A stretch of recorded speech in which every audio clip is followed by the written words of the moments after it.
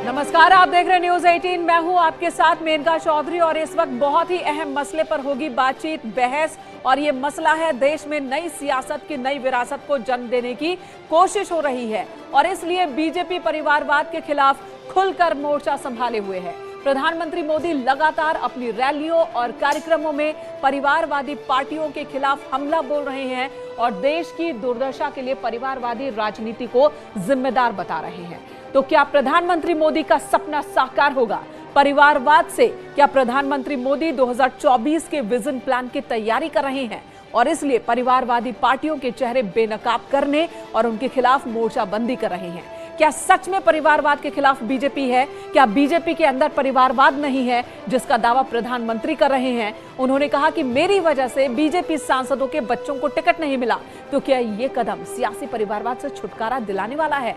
और इसी मुद्दे पर करेंगे बहस, पूछेंगे सवाल, लेकिन उससे पहले देखिए ये रिपोर्ट।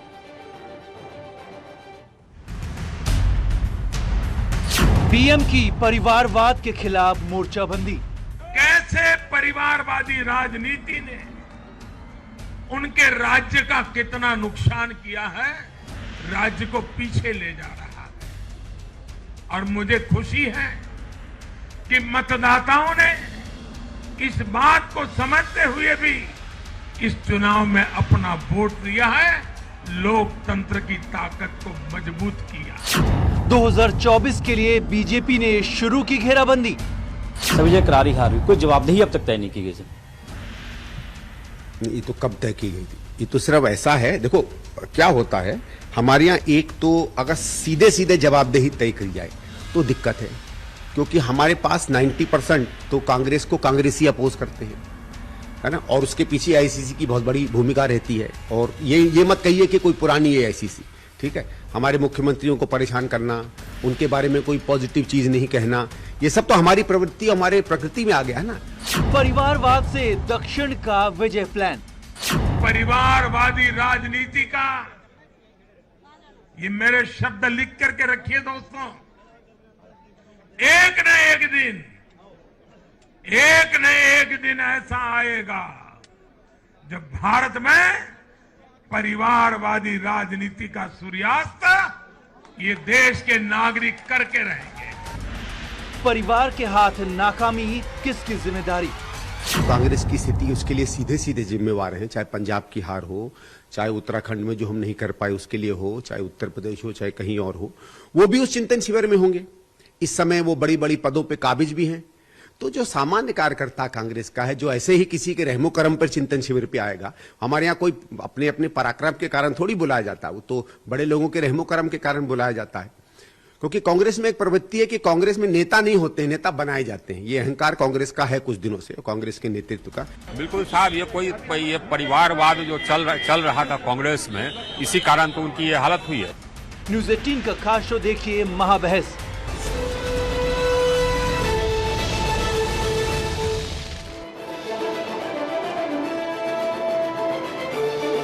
भारत की राजनीति में परिवारवाद नया नहीं है ये मुद्दा, लेकिन अब इस मुद्दे पर एक नई बहस शुरू हो गई है। खुद प्रधानमंत्री ने बहस की शुरुआत की है। बहस की हम भी शुरुआत करेंगे, लेकिन उससे पहले आपको दिखाते हैं वो तस्वीर जिसके खिलाफ मोदी ने मोर्चाबंदी शुरू कर दी है। मतलब पीएम का इशारा किन परिवार की तरफ था, ये आपको दिखाते हैं। राजनीति का वंश वृक्ष आपको दिखाते हैं। सबसे पहले सोनिया गांधी को आप देख रहे हैं, गांधी परिवार से कांग्रेस की अध्यक्षा हैं, और इससे पहले राजीव गांधी, इंदिरा गांधी तक मुलायम परिवार। इस वक्त अखिलेश यादव अध्यक्ष हैं, मुख्यमंत्री रहे, और उनके पिता जिन्होंने पार्टी को स्थापित किया।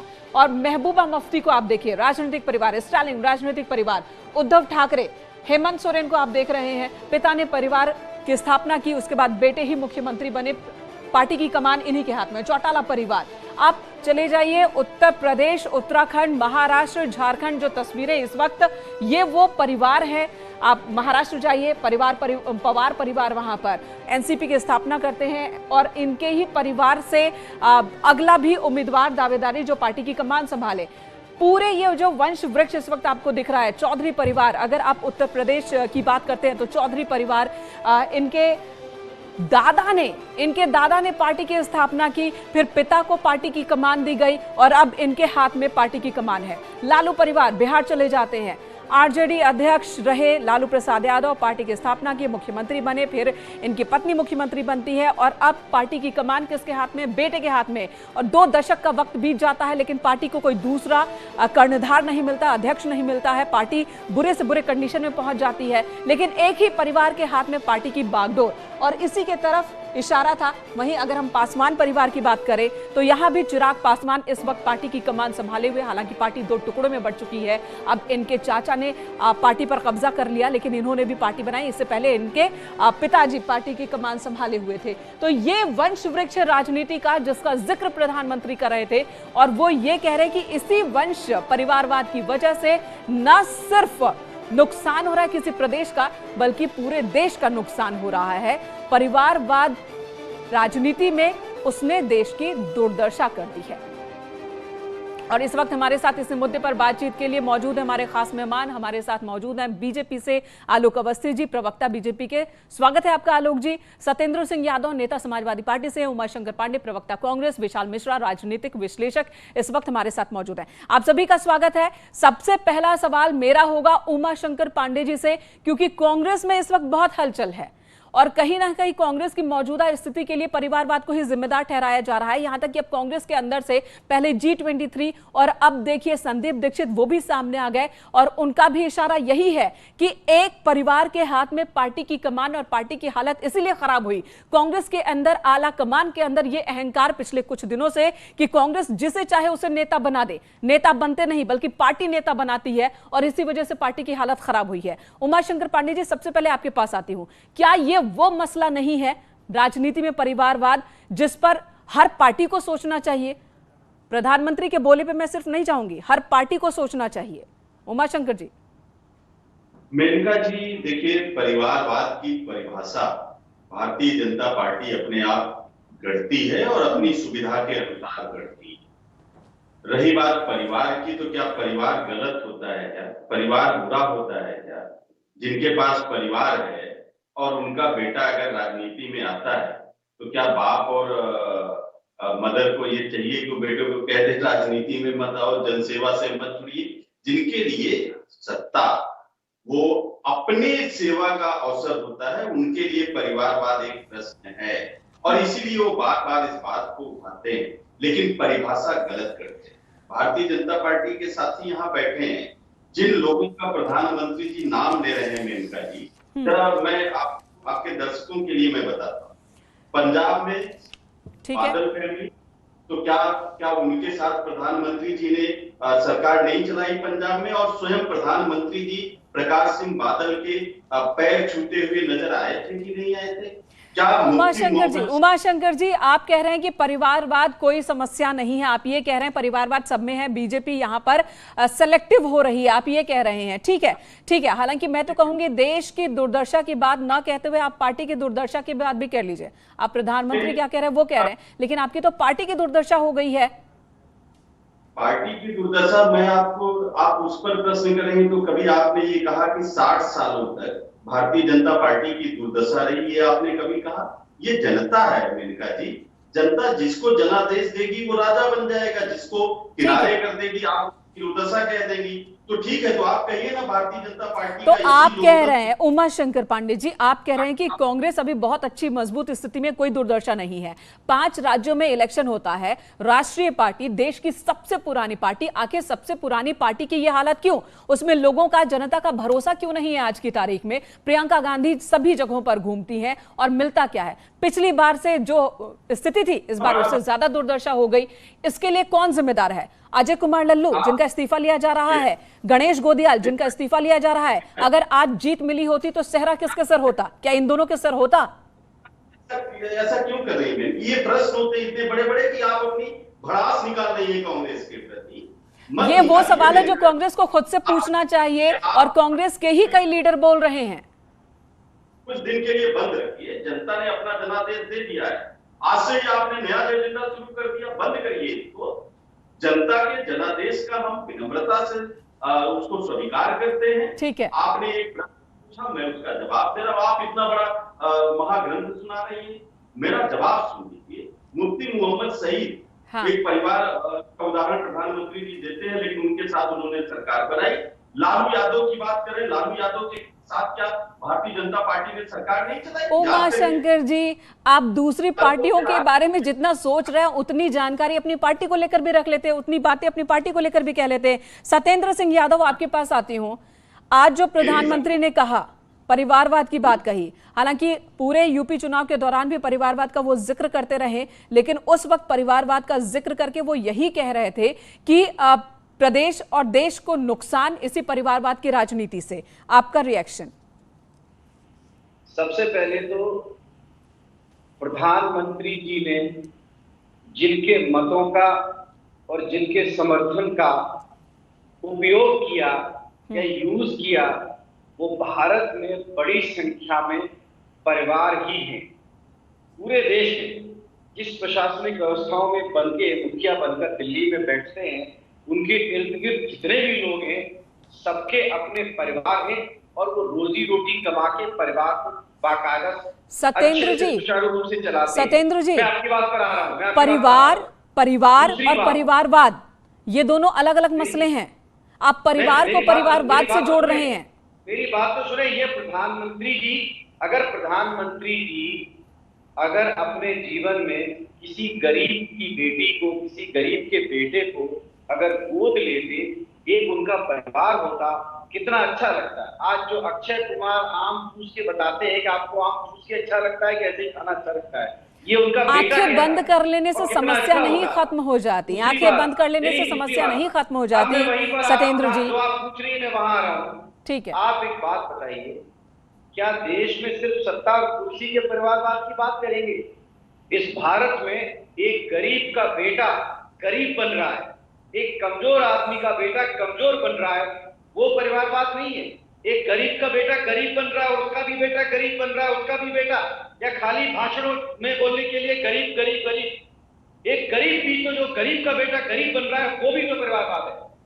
सच में अमीर का बेटा अमीर बन रहा है, सच में, सबसे पहले इस देश में सच में ठीक है कि प्रधानमंत्री जी पूरे देश में जो गरीब का बेटा गरीब बन रहा है और जो गरीब का बेटा बनकर सत्येंद्र जी, मुझे बहुत खुशी हुई कि आपको गरीबों की चिंता है, गरीबों का मुद्दा आप उठा रहे हैं, गरीबों की बात कर रहे हैं। लेकिन यहां सवाल है राजनीति में परिवारवाद। आखिर ऐसा क्यों है कि समाजवादी पार्टी अगर हो तो वहां पर मुलायम सिंह यादव का परिवार, उसी के हाथ में पार्टी की कमान होगी। अगर कांग्रेस की हम बात करें तो कमान गांधी परिवार के हाथ में ही होगी। ऐसा क्यों है? बात यहां यह हो रही है, क्या इसकी वजह से पार्टी को और पार्टी के साथ साथ देश को नुकसान नहीं है? बीजेपी के आलोक अवस्थी के पास भी चलूंगी, लेकिन उससे पहले विशाल मिश्रा का मैं रुख करूंगी, पॉलिटिकल एनालिस्ट हमारे साथ। विशाल मिश्रा, आपके पास लौटूंगी आपके पास लौटूंगी। विशाल मिश्रा जी, परिवारवाद, राजनीति में परिवारवाद ये एक बहुत पुराना मुद्दा है, नया नहीं है। 90 के दशक में इसको और बढ़ावा जरूर मिला, अलग अलग जगहों पर क्षेत्रीय दलों और उसकी कमान परिवार के हाथ में ही रही है। लेकिन ये ऐसा मसला है कि अब इससे देश को नुकसान होने लगा है, ये कह रहे हैं प्रधानमंत्री नरेंद्र मोदी, और इस पर मैं आपका कमेंट चाहूंगी।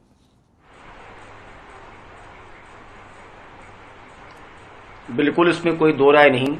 आज आप देखें तो पूर्व से लेकर पश्चिम तक और उत्तर से लेकर दक्षिण तक ये जो भी क्षेत्रीय राजनीतिक पार्टियां हैं और राष्ट्रीय स्तर पर कांग्रेस, आज किस तरीके से उनमें डायनेस्टिक पॉलिटिक्स हावी है और ये देश का कितना बड़ा नुकसान कर रही है, लोकतंत्र को कितना नुकसान पहुंचा रही है, इसका अंदाजा इन लोगों को नहीं है। सबसे बड़ी बात तो ये कि सबसे लोकतंत्र, लोगों का तंत्र, लेकिन आप लोगों को आने ही नहीं दे रहे हैं।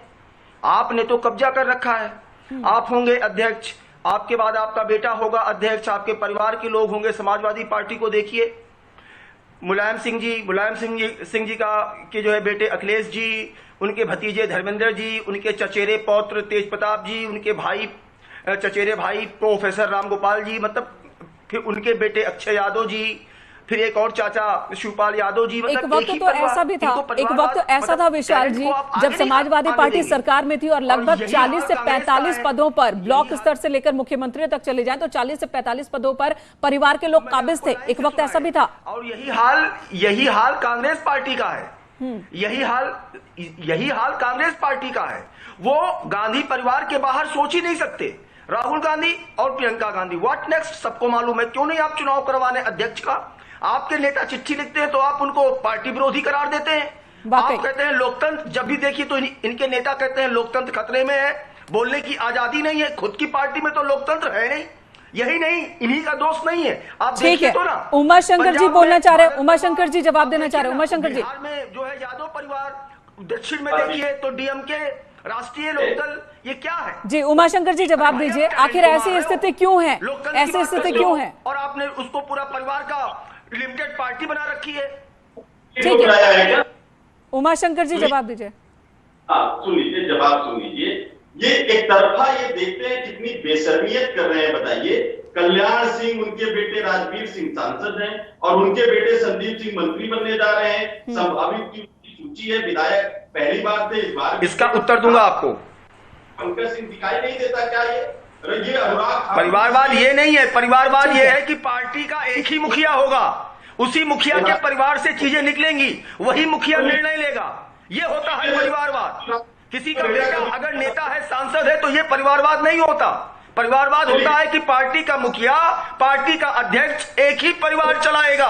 विशाल जी, लेकिन यही बात ये समझना नहीं चाहते या फिर ये लोगों के सामने ये बात आने नहीं देना चाहते। हालांकि बीजेपी पर भी आरोप है, विपक्ष की ओर से लगातार आरोप लगाए जा रहे हैं कि बीजेपी भी इस मसले पर सेलेक्टिव है, कुछ को तो टिकट दिया जाएगा और कुछ को नहीं दिया जाएगा।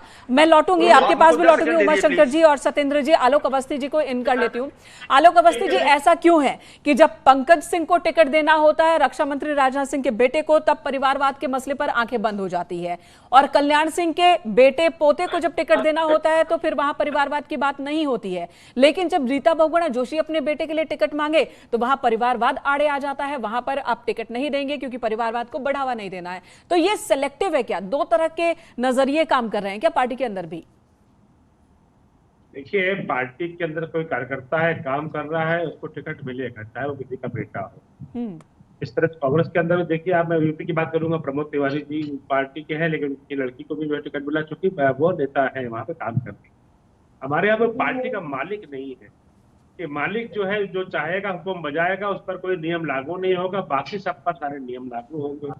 गांधी परिवार हावी है, सोनिया गांधी के अलावा वहां पर जो है कोई नहीं हो सकता, राहुल गांधी के अलावा कोई नहीं हो सकता, प्रियंका वाड्रा के अलावा कोई नहीं हो सकता। तो साफ साफ हाल यह है कि वहां पर जहाँ पे एक मालिकाना हक है, जहाँ पे एक परिवार की पार्टी है, एक क्या कहते हैं, एक खानदान की पार्टी है, तो वहां पर बीजेपी के अंदर ऐसा नहीं है। मोदी जी के बाद भी कोई नया प्रधानमंत्री होगा, उनके परिवार से नहीं होगा। योगी जी के बाद भी कोई नया मुख्यमंत्री होगा, उनके परिवार से नहीं होगा। नड्डा जी के बाद भी कोई नया अध्यक्ष होगा, उनके परिवार से नहीं होगा। हमारे राष्ट्रीय पार्टी का अध्यक्ष और उसके बाद जो मुख्यमंत्री है, और इसी वजह से तो विपक्ष कह रहा है ना आलोक जी, विपक्ष इसी वजह से कह रहा है कि बीजेपी परिवारवाद को लेकर अलग अलग थ्योरी गढ़ती रहती है। बीजेपी की अपनी परिभाषा परिवारवाद को लेकर के। आज प्रधानमंत्री नरेंद्र मोदी ने भी कहा कि जिन सांसदों के बेटे या बेटी को टिकट नहीं मिला, उसकी वजह मैं हूं, मैं जिम्मेदारी लेता हूं। लेकिन कई ऐसे सांसद हैं और विधायक हैं जिनके बेटे को या उनके परिवार में कुछ लोगों को टिकट मिला। रीता बहुगुणा जोशी जब वो टिकट की मांग कर रही थी मयंक जोशी के लिए, तो उन्होंने भी कहा कि बीते एक दशक से उनका बेटा काम कर रहा है उस क्षेत्र में। उन्होंने अपने टिकट को देने के लिए अपने सांसदी छोड़ने की भी बात कह दी कि वो सांसद नहीं बनना चाहती, वो छोड़ देंगी सांसदी, उनके बेटे को टिकट दे दीजिए। फिर क्यों नहीं हुआ? आप जहां तक कि रीता बहुगुणा जोशी की बात कर रही है, 10 साल तक अगर उनके बेटे ने काम कर लिया तो उसको टिकट चाहिए, और जो 30 साल से आदमी काम कर रहा है वो कहां जाएगा हमारा? तो ठीक है, तो आप कह रहे हैं कि परिवारवाद को बढ़ावा नहीं, जो जीत रहा है, जो जीतने में क्षमता रखता है, जो लोगों के बीच काम कर रहा है, ये देख करके बीजेपी ने टिकट का वितरण किया है। ठीक है, सत्येंद्र सिंह जी आपके पास आती हूं, आप कुछ जवाब देने वाले थे, वो अपनी बात पूरी कर लीजिए, फिर मैं अपना अगला क्वेश्चन करूंगी। देखिए, प्रधानमंत्री जी के पास इतनी व्यवस्था, इतने संसाधन है कि वो जो भी कोई ताश का एक पत्ता फेंकते हैं, वो पूरे देश में तुरंत चलने लगता है, क्योंकि उनके पास इतनी व्यवस्था है। आप एक बात बताइए, ये कौन सी परिभाषा हुई कि एक ही चीज के दो मतलब? अच्छा, एक बात बताइए, मेरा इतना वाला आपका है, ऐसा नहीं होता है मैम। हाँ। आप बताएं कि एक पीढ़ी के 3-3 लोग लगातार राजनीतिक लाभ ले रहे पदों पर हैं, वो परिवारवाद नहीं है। और दूसरी बात है, अगर उसी का जवाब तो दिया विशाल जी ने भी, उसी का जवाब विशाल जी ने दिया कि परिवारवाद दरअसल कहते किसको है। अच्छा, मुझे एक सिंपल से सवाल का जवाब दे दीजिए सत्येंद्र जी, एक सिंपल सा, बहुत सिंपल सा सवाल का जवाब। समाजवादी पार्टी मौजूदा अध्यक्ष कौन है? अखिलेश यादव। इससे पहले कौन थे? मुलायम सिंह यादव। ठीक है, क्या मुलायम सिंह, बोलिए मुलायम सिंह यादव जी ने, श्रद्धेय नेताजी ने जो लीडरशिप उत्तर प्रदेश में जो जन संघर्ष किया, तब जाके वो मुलायम सिंह यादव नेताजी बने। ठीक है, बहुत अच्छी बात, बना दिया, बहुत अच्छी बात। दूसरी बात, माननीय अखिलेश यादव हिंदुस्तान के लोकप्रिय नेता हैं और विपक्ष में इस वक्त आप देख सकते हैं पूरे देश में उनके चर्चे। भले ही बीजेपी ने जनमत की लूट कर ली, लेकिन उसके बावजूद भी भारी संख्या में लोग, सुनिए अखिलेश यादव जो है वो, सत्येंद्र जी अब सुन लीजिए बात, आंखें बंद करने से सच्चाई बदलती नहीं है। सत्येंद्र जी एक बात सुनिए, आपने कहा मुलायम सिंह यादव ने बड़ी मेहनत की, नेताजी तभी वो कहलाए, धरती पुत्र वो तभी कहलाए, और तभी उनकी पकड़ थी पार्टी में भी और लोगों के बीच भी। मुलायम सिंह यादव जी के साथ ही शिवपाल सिंह यादव भी संघर्ष कर रहे थे, और कहा तो यह भी जा रहा था कि पार्टी अगर मजबूत हुई तो शिवपाल सिंह यादव की वजह से, लेकिन शिवपाल सिंह यादव को अखिलेश यादव की अध्यक्षता स्वीकार करनी पड़ी, उन्हें पार्टी से बाहर चले जाना पड़ा, वापस आए, अध्यक्षता स्वीकार करनी पड़ी। क्यों शिवपाल सिंह यादव नहीं बन सकते थे अध्यक्ष, या कोई और नहीं बन सकता? आपकी इतनी बड़ी पार्टी है, इतनी बड़ी पार्टी है प्रदेश में, बड़ी संख्या में कार्यकर्ता है, नेता हैं, क्या उनमें से कोई और अध्यक्ष नहीं बन सकता? देखिए, अगर एक युवा चेहरे के साथ, एक नए आधुनिकीकरण, एक नई तकनीकी के साथ अगर उत्तर प्रदेश में इंफ्रास्ट्रक्चर से लेकर, डेवलपमेंट से लेकर, काम करने से लेकर, एक ऑस्ट्रेलिया से पढ़े लिखे व्यक्ति को अगर लीडरशिप दी जा रही थी और उत्तर प्रदेश में बड़ी तादाद में इतना विकास हुआ, डेवलपमेंट हुआ। ठीक है, अब मुझे इस सवाल का जवाब दीजिए। अब बस आखिरी सवाल आपसे, उसके बाद मैं जाऊंगी। आखिरी सवाल आपसे, अखिलेश यादव मुख्यमंत्री बने, ठीक है, वो राजनीति में आए 2012 में, उससे कुछ साल पहले ही आते हैं। 2012 में वो मुख्यमंत्री बन गए, 2017 का इलेक्शन वो हार गए, 2019 का इलेक्शन वो हार गए। सुनिए तो सही, 2017, 2019, 2022 तीन इलेक्शन वो बैक टू बैक हारते हैं, और तीनों बार जो उनके समीकरण होते हैं वो फेल हो जाते हैं। क्या उनसे सवाल नहीं होना चाहिए कि ऐसा क्यों हुआ? खैर, ये आपके पार्टी के अंदर का मसला है। मैं अगला सवाल उमाशंकर पांडे जी से लूंगी। उमाशंकर जी, आपने अभी थोड़ी देर पहले कहा, इसी प्रोग्राम में कहा कि जिनके अपने परिवार नहीं है वो परिवार का दर्द कैसे समझेंगे? तो आपके पार्टी के एक बार अध्यक्ष रहे, अब पूर्व अध्यक्ष हो गए हैं राहुल गांधी, उन्होंने भी शादी नहीं की है, तो क्या उन्हें भी ये बात समझ में नहीं आएगी कि लोगों के परिवार का दर्द क्या होता है, परिवार क्या होता है? नहीं, वो तो परिवार के साथ रहते हैं ना, वो तो माँ के साथ रहते हैं, बहन के साथ रहते हैं। भाजपा उनके पूरे परिवार का मजाक उड़ाती है। क्या हम लोगों ने कभी जसोदा बहन को लेकर कोई मजाक बनाया? क्या कभी नहीं बनाया। भारतीय जनता पार्टी तो पूरे गांधी परिवार, जो एक बलिदानी परिवार है, उसके खिलाफ लगातार क्या क्या नहीं करती है। सोशल मीडिया में किताबें छपवाती, वो भी अश्लील किताबें। अरे बीजेपी क्या करती है वो छोड़ दीजिए, आपके पार्टी के अंदर G23 क्या चिट्ठी आई थी, उस पर कोई काम हुआ? 3 साल बीत गए, कोई काम नहीं हुआ। नतीजा क्या रहा आप देख रहे हैं। आप पिछले 2 साल से अभी तक पार्टी का अध्यक्ष नहीं चुन पाए हैं। अंतरिम अध्यक्ष के तौर पर सोनिया गांधी इस वक्त काम कर रही हैं। जब आप उनसे प्रश्न पूछती हैं तो लंबा लंबा प्रश्न पूछेंगी और बोलने का मौका नहीं देंगी। मैं बोलना शुरू करूंगा। अरे आप बीजेपी की बात करें, मैं आपसे कांग्रेस की बात पूछ रही हूं, तो आप बीजेपी की बात कर रहे हैं। आप अपनी बात कीजिए ना जी। आप ये तय नहीं करेंगी कि मैं आपके प्रश्न के जवाब में कैसे उसका जवाब दूंगा, या तो आप मुझे लिख के दे दिया करिए कि आपके चैनल पे आऊं वही बोलूं। और आप मतलब आप खारिज कर रहे हैं, आप देखना ही नहीं चाहते, आंख पे पट्टी बांध लीजिए। ठीक है, अच्छी बात है। विशाल मिश्रा जी, विशाल मिश्रा जी आपके पास आती हूँ। विशाल मिश्रा जी, क्यों बुलाती है मैडम? विशाल मिश्रा जी, परिवारवाद, किसी भी पॉलिटिकल पार्टी के अंदर परिवारवाद, ये उस पार्टी की समस्या है या देश की समस्या है? प्रधानमंत्री ने आज इस समस्या को देश से जोड़ा कि देश को खोखला कर रहा है परिवारवाद, ये कैसे, ये भी समझाइए जरा।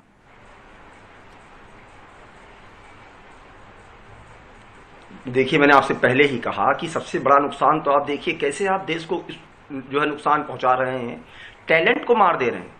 जब आप दूसरे व्यक्ति को आने का मौका ही नहीं देंगे तो आप टैलेंट को ही तो मार रहे हैं। आपने कब्जा कर रखा है। और जो लोग कह रहे हैं कि भारतीय जनता पार्टी परिवारवाद, अभी कुछ नाम गिना रहे थे कि वो सांसद, उनके बेटे के टिकट, परिवारवाद का मतलब है सिर्फ एक परिवार पार्टी को चलाएगा। ये डिसाइड रहेगा पहले से कि उसके बाद नेक्स्ट कौन। आफ्टर मुलायम सिंह जी हुम नेक्स्ट? अखिलेश जी। आफ्टर अखिलेश जी उनका, ये डिसाइड होता है। परिवारवाद ये नहीं होता कि किसी सांसद का बेटा सांसद बन गया तो वो परिवारवाद है। यहाँ पे फिक्स है। आप मुझे बताइए, कांग्रेस के अध्यक्ष में कौन सा ऐसा इतिहास रहा कि जब कांग्रेस ने पार्टी में किसी और व्यक्ति को जगह दी हो परिवार के अलावा, और अगर दिया भी तो चलने नहीं दिया। इससे बड़ा परिवारवाद का एग्जाम्पल क्या होगा? और आप अपने आत्मचिंतन करिए, आप मनन करिए, समय बदल चुका है। वर्तमान सरकार ने, आदरणीय प्रधानमंत्री श्री नरेंद्र मोदी जी ने भारत के राजनीति की दशा और दिशा का नरेटिव चेंज कर दिया है। उमाशंकर जी जवाब देना चाहते हैं। उमाशंकर जी जवाब दीजिए। नहीं चलेगा आने वाले समय में, और इसकी शुरुआत हो चुकी है।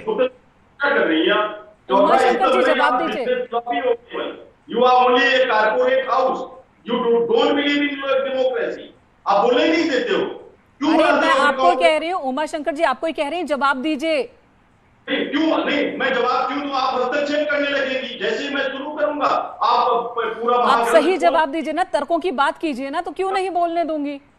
पहले इस पर बहस कर लीजिए। अगर आपको कांग्रेस को नहीं बुलवाना है तो अपने चैनल पे क्यों बुलाती है मैडम? उमाशंकर जी वक्त बहुत कम होता है, आपसे जवाब आप हस्तक्षेप करने लगती हैं। अभी मैं शुरू करूंगा आप बोलने लगेंगी। क्यों बुलाती है? फिर लंबा लंबा आप क्वेश्चन पूछेगी। अच्छा ठीक है, एक बहुत सिंपल, बहुत छोटा सा सवाल है मेरा, बहुत छोटा सा सवाल है, जल्दी से जवाब दीजिएगा जरा। कांग्रेस का अगला अध्यक्ष कौन होगा? कांग्रेस का अगला अध्यक्ष कौन होगा? अगर आपको कांग्रेस को नहीं बोलने देना है तो बुलाती कांग्रेस का अगला अध्यक्ष कौन होगा? कब चुनाव होगा? नहीं, राजनाथ सिंह के बेटे चुनाव क्यों लड़े? आप राजनाथ सिंह के बेटे को देखते रहिए, उसका जवाब उन्होंने दे दिया। कांग्रेस का अगला अध्यक्ष कौन होगा? पार्टी है, तुलना कर रहे हैं जो परिवार को ही पार्टी मानते हैं। तो राजवीर सिंह सांसद थे और संदीप सिंह विधायक थे, और उनकी बहू जो है वो नगर पालिका की अध्यक्ष थी। आप ये प्रश्न करने की हिम्मत? उमाशंकर जी आप जो लिस्ट दिखा रहे हैं उस लिस्ट पे मैंने सवाल लिया, आलोक जी से सवाल लिया, उनका जवाब आया, लेकिन आपसे सवाल है कि आप कांग्रेस का अगला अध्यक्ष कौन होगा, कब चुनाव होगा? चुनाव होगा तो कोई फैसला होगा भी। कल्याण सिंह की 3 पीढ़ियां एक साथ सत्ता में कैसे बैठी थी? कोई हैरानी की बात नहीं कि कांग्रेस की ये हालत क्यों है। जो सवाल है उस सवाल का जवाब देना नहीं है, बचना है। आप में है हिम्मत, आप खड़े हो सकते हैं इलेक्शन में। क्या आप खड़े हो सकते हैं? आपकी पार्टी से कोई और खड़ा हो सकता है अगर कांग्रेस अध्यक्ष के पद का चुनाव हो तो? खड़े होना तो छोड़िए, चिट्ठी नहीं लिख सकते। 23 वरिष्ठ कांग्रेस नेताओं ने चिट्ठी लिखी, हुआ क्या? उन सभी को दरकिनार कर दिया गया। कपिल सिब्बल इतने सीनियर लीडर, आपके पूर्व मंत्री, और वो बार बार कह रहे हैं उनकी बात नहीं सुनी जा रही है। उनका 2024 का रास्ता आसान हो जाए।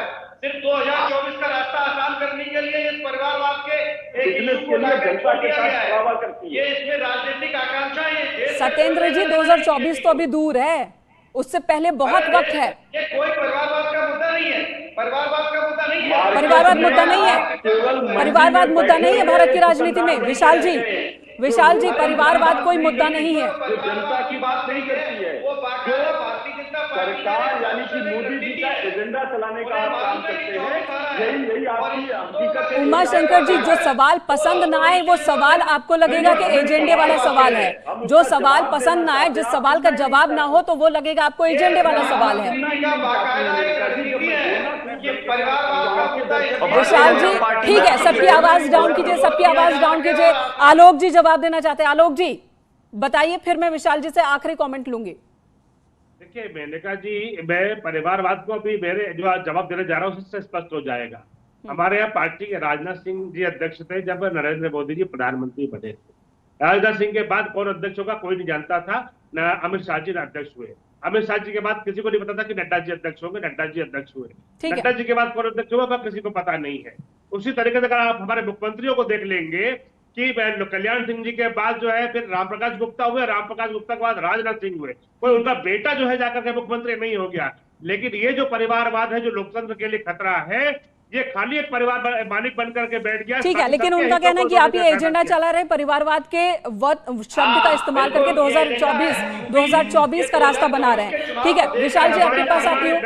विशाल जी आपके पास आती हूँ। क्या परिवारवाद कोई मुद्दा नहीं है, जैसा कि उमाशंकर कह रहे हैं, सत्येंद्र जी कह रहे हैं? ये बाकायदा या इन्हें दिखाई नहीं दे रहा? देखिए क्या है कि जिनके लिए उनका परिवार ही पार्टी है, जिनके लिए उनका परिवार ही पार्टी है, उनको परिवारवाद का जो है क्या नुकसान है इस लोकतंत्र के लिए, इस देश के लिए, ये बात समझ में नहीं आ रही। ये भारतीय जनता पार्टी को बात कर रहे हैं। भारतीय जनता पार्टी के लिए मान्यवर उस पूरी के पूरे पार्टी के कार्यकर्ता उसका परिवार है। आपकी तरह एक कुनबे, एक परिवार के लोगों को ही पार्टी नहीं बना दिया जाता है। आप तो टैलेंट को मार रहे हैं। कांग्रेस को देखिए, इनके परिवार से डिसाइडेड था, 3-3 पीएम बने। भारतीय जनता पार्टी के किस परिवार से जो है 3-3 सीएम या पीएम बने? बताइए। विशाल जी, एक सवाल है। विशाल जी, एक सवाल है। अपने मेहनत के बलबूते पे आगे तक पहुंच रहा है। हाँ विशाल जी, एक सवाल है, क्या अब भी हिम्मत नहीं है? अगर मैं कांग्रेस की बात करूं, ठीक है, समाजवादी पार्टी वो अभी उस कंडीशन में नहीं है जिस स्थिति में, जिस बुरे दौर से इस वक्त कांग्रेस गुजर रही है। हालांकि हर राजनीतिक दल का एक फेज आता है, कभी नेगेटिव कभी पॉजिटिव होता है, लेकिन कांग्रेस, बदलाव तो तभी होगा ना जब सोच बदलेगी। क्या कांग्रेस नेताओं में ये हिम्मत नहीं है कि वो अंदर एक बड़ा बदलाव करे? कई नेता सामने आए, पहले G23 उनकी तरफ से चिट्ठी आती है, लेकिन उन्हें दरकिनार कर दिया जाता है, बदलाव नहीं होता। तो आखिर वो कौन सी मजबूरी है, कौन सा डर है कांग्रेस के अंदर कि वो बड़ा बदलाव नहीं कर पा रहा है, जबकि खुद राहुल गांधी कह चुके हैं कि गांधी परिवार से अलग अध्यक्ष होना चाहिए, बावजूद इसके ये स्थिति क्यों है? देखिए मेनका जी, इसकी स्थिति साफ साफ इसलिए है क्योंकि कहने से कुछ नहीं होता, कथनी और करनी में अंतर होना चाहिए ना, मतलब जो है समानता होनी चाहिए ना। लेकिन आप देखिए ना, कितने दिनों से अध्यक्ष के पद का चुनाव क्यों नहीं हो रहा? 2 साल से अगर कोई अध्यक्ष नहीं चिट्ठी है। लिख रहा है तो उस पर बात क्यों नहीं हो रही? इनके ही नेता कह रहे हैं कि बात नहीं सुनी जा रही है। तो क्या है ना कि ये सिर्फ और सिर्फ किस लिए? क्योंकि ये डायनेस्टिक पॉलिटिक्स को बचाने के लिए। और कितनी भी अब ये लॉन्चिंग, कितनी भी बार देखिए लॉन्चिंग की कोशिश हो रही है, एक्सपेरिमेंट। आप यूपी में इनका वोट का परसेंटेज देखिए, खिसक के 2% पर उन्होंने जिम्मेदारी तय कर दी है ना, जिम्मेदारी तय कर दी है। अजय कुमार लल्लू, उनसे इस्तीफा ले लिया गया प्रदेश अध्यक्ष से, उससे पहले राज बब्बर इसी तरह से इस्तीफा लिया गया। लेकिन कांग्रेस महासचिव प्रियंका गांधी, वो जो पूरे उत्तर प्रदेश में घूम रही थी, सेहरा ले रही थी अपने सर, अभी तक उनके सर सेहरा बांधा जा रहा था कि कांग्रेस को मजबूत करने की कोशिश कर रही है। तो ये नेता कहते हैं कि प्रियंका गांधी ने बहुत मेहनत की, लेकिन नतीजे सकारात्मक नहीं निकले, तो इस्तीफा अजय कुमार लल्लू का हुआ। ऐसा क्यों? खैर, उमाशंकर पांडे जी से ये सवाल है। उमाशंकर पांडे जी इस्तीफा नहीं देंगी, सोनिया गांधी इस्तीफा नहीं देंगी, राहुल गांधी इस्तीफा नहीं देंगे, वो परिवार के मालिक है, पार्टी के मालिक है, कैसे हैसियत है कि उनसे इस्तीफा पत्रकारों के डिबेट में मुझे नहीं पता था एजेंडा चलाने वाले उसमें आए। उमाशंकर जी, आप इस एक शब्द के पीछे अपनी समस्या को तो नहीं छिपा सकते। मेरा एक सिंपल सा सवाल है, आज संदीप दीक्षित को आप जानते हैं ना, समझते हैं ना, वो कांग्रेस के ही लीडर है ना, वो कांग्रेस के ही लीडर हैं, बड़े लीडर हैं, दिल्ली में बहुत स्थापित हैं। ये बताइए, संदीप दीक्षित का कहना है कि पार्टी आला कमान, हाई कमान, उनके अंदर इस बात का अहंकार हो गया है कि जिसको चाहे नेता बना दे। ये पार्टी के अंदर से आवाज है, उस पर आपका क्या कहना है? वो क्या हमारा एजेंडा चला रहे हैं? वो बीजेपी का एजेंडा चला रहे हैं? पत्रकारिता नहीं है ये, आप पत्रकारिता ना समझाएं हमें, आप पत्रकारिता ना समझाएं। संदीप दीक्षित कांग्रेस के नेता हैं, कपिल सिब्बल कांग्रेस के नेता हैं, मंत्री रह चुके हैं, उनका सवाल है ये। आप मुझे समझा दीजिए, क्या वो भी एजेंडा चला रहे हैं? आप सुन लीजिए, अगर बोलने देना चाहते हैं तो सुन लीजिए, नहीं तो आपके डिबेट तो आपकी मैं बेवजह के आरोप को बर्दाश्त नहीं करूंगी, आपके बेवजह के आरोप को बर्दाश्त नहीं करूंगी। सिंपल सा सवाल है, संदीप दीक्षित, कपिल सिब्बल। आप मुझे बोलने नहीं दे रही है, ये बेवजह का आरोप है क्या? भारतीय जनता पार्टी और जो भारतीय जनता पार्टी का विशेषज्ञ बैठा है, आप उसके बात में बीच में नहीं बोलती हैं। आप बार बार मुझे कहेंगे कि मैं एजेंडा चला रही हूं, तो मैं तो रोकूंगी ना आपको। मैं कह रही हूं संदीप दीक्षित कांग्रेस के नेता हैं, उन्होंने सवाल उठाया, कपिल सिब्बल कांग्रेस के नेता, उन्होंने सवाल उठाया, तो उस पर जवाब दीजिए ना। आप मुझ पर आरोप लगाकर अपनी समस्याओं को तो खत्म नहीं कर सकते। मोदी के चरणों पर गिरा हुआ चैनल है, आप मोदी का एजेंडा चलाती हैं। आप तो गुजरात, उमाशंकर जी, अपने जबान को आप संभाल कर बोले तो बेहतर होगा। बहुत इज्जत के साथ कह रही हूं, संदीप दीक्षित कांग्रेस के नेता, कपिल सिब्बल कांग्रेस के नेता, उन्होंने इस समस्या को उठाया, क्या वो भी एजेंडा चला रहे हैं? आपका चैनल उन्हीं के रहमो करम पर चलता है, इसलिए आप उनका एजेंडा चला रही हैं। उमाशंकर जी, कायदे से इस बात पर आपको पैनल से हटा देना चाहिए मुझे। बावजूद इसके बहुत विनम्रता के साथ मैं फिर से सवाल दोहराऊंगी। संदीप दीक्षित कांग्रेस के नेता, कपिल सिब्बल कांग्रेस के नेता, G23 के तमाम कांग्रेस के सीनियर नेता, उन्होंने यह समस्या उठाया है कि कांग्रेस को बड़े बदलाव की जरूरत है। 2 साल से आप राष्ट्रीय अध्यक्ष नहीं चुन पाए हैं। इस सवाल का जवाब, चलिए, सवाल का जवाब नहीं देना है, आरोप दूसरे पर लगाना है अगर सवाल पसंद ना आए। तो कांग्रेस फिलहाल तो इस मूड में नजर नहीं आती कि बदलाव वहां बहुत ज्यादा कुछ होने वाला है। परिवारवाद एक बड़ी समस्या, प्रधानमंत्री का कहना है, और ये सिर्फ पार्टियों के लिए नहीं बल्कि देश के लिए अब समस्या बनती जा रही है। लेकिन जो पार्टियां हैं वो शायद समझने को, सुनने को और इस समस्या को खत्म करने को तैयार नहीं। सत्येंद्र जी, आप कुछ कहना चाह रहे हैं? देखिए, आपने इस वक्त जो परिवारवाद एक मुद्दा चल रहा है, निश्चित तौर पे इसको चलाना भी चाहिए, कोई बड़ी बात नहीं। प्रधानमंत्री जी ने इसको फेंका है तो पूरे देश में चलेगा ये तो, लेकिन इससे भी ज्यादा घातक जिस लोकतांत्रिक व्यवस्था की बात कर रहे हैं कि टैलेंट को मौका मिलना चाहिए, ये होना चाहिए, आज की डेट में पूरे देश को मालूम है, पूरी भाजपा को मालूम है कि प्रधानमंत्री नरेंद्र मोदी जी के बिना इशारे के कोई काम क्या भाजपा में संभव है। ये जो बात कर रहे हैं भारतीय जनता पार्टी के साथ भी, आलोक जी जवाब देंगे। भारतीय जनता पार्टी क्या पूरी भाजपा प्रधानमंत्री जी के इशारे पर नहीं ना चाहिए? आलोक जी जवाब देंगे। आलोक जी जवाब दीजिए। पूरी पार्टी हाईजैक नहीं की है, परिवारवाद से ज्यादा घातक है कि पूरी पार्टी को प्रधानमंत्री जी ने हाईजैक कर लिया और पार्टी को छोड़ दीजिए। पत्रकारों की आजादी छीनी। सुनिए सत्येंद्र जी, आपने बहुत अच्छा सवाल उठाया, बहुत ही अच्छा सवाल उठाया, उसका जवाब आलोक जी से ले लेते हैं। आलोक जी, पीएम मोदी पूरी पार्टी को उन्होंने हाईजैक कर लिया है, उनके मन मर्जी के बगैर कोई काम नहीं हो सकता, कोई फैसला नहीं हो सकता, इस आरोप का जवाब दीजिए। देखिए, हमारी पार्टी अध्यक्ष प्रधान पार्टी है और पार्टी का अध्यक्ष लोकतांत्रिक व्यवस्था से चुना जाता है। हमारे जब राज्यों में चुनाव हो जाते हैं, अध्यक्ष चुनाव होते हैं, राष्ट्रीय अध्यक्ष चुनाव होता है और राष्ट्रीय अध्यक्ष ही जो है पार्लियामेंट्री बोर्ड के हिसाब से अपनी सारी बातों को तय करता है। हमारे यहाँ कोई एक व्यक्ति की पार्टी नहीं, ना ही कोई एक व्यक्ति कोई आदेश देता है। एक पार्लियामेंट्री बोर्ड है जो कार्य तय करता है। इन पार्टियों में सारी चीजें नहीं हो सकती है। आप देखिएगा, प्रियंका वाड्रा ने यूपी का चुनाव हर बार किया, उन्होंने कहा कि एक लोकसभा का सदस्य तो विधानसभा में एक सदस्य होना चाहिए। ये परिवारवाद से भी ज्यादा घातक है। ठीक है, आपने बोल दिया ना सत्येंद्र जी, आपने बोला, अब जवाब तो सुन लीजिए वो क्या कह रहे हैं।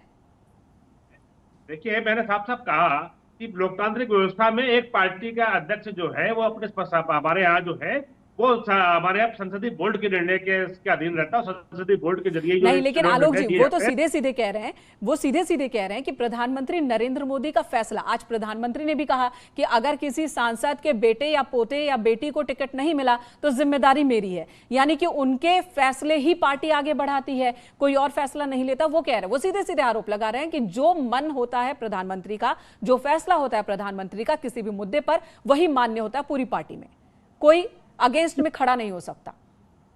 देखिए, प्रधानमंत्री जी को ये कह रहे हैं, इनको कहने के लिए इनका मुंह तो मैं रोक नहीं सकता हूं, लेकिन प्रधानमंत्री कौन है? गरीब का बेटा है जो गरीबों के परिवारों को चला रहा है, जो गरीब के घर में रोशनी दे रहा है, उसके घर में अनाज दे रहा है, उसको घर का मालिक बना रहा है, उसका इलाज करवा रहा है, उसको पढ़वा रहा है, उसकी बेटी की शादी करा रहा है। प्रधानमंत्री इस तरह का प्रधानमंत्री है। ठीक है। और हमारे यहाँ पार्टी का जो अध्यक्ष है वो जो है सर्वसम्मति से निर्णय लेता है। यहाँ पर एक पार्टी नहीं है। ठीक है आलोक जी, ठीक है। सत्येंद्र जी, आपकी बात भी आ रही है, लगातार आ रही है, आप जो कह रहे हैं वो समझ में आ रहा है हमें। विशाल जी के पास मैं फाइनल लास्ट कमेंट के लिए आऊंगी। विशाल जी, आखिर में आपसे जानना चाहूंगी, परिवारवाद, क्या आपको लग रहा है कि जिन पार्टियों की तरफ परिवारवाद को लेकर इशारा है, जिन पर आरोप लगते रहे परिवारवाद की राजनीति को आगे बढ़ाने के, वो इस स्थिति में हैं, वो चाहते हैं कि इसमें कोई बदलाव हो, भले ही पार्टी खत्म हो जाए लेकिन परिवारवाद नहीं जाना चाहिए? फिलहाल तो यही दिख रहा है।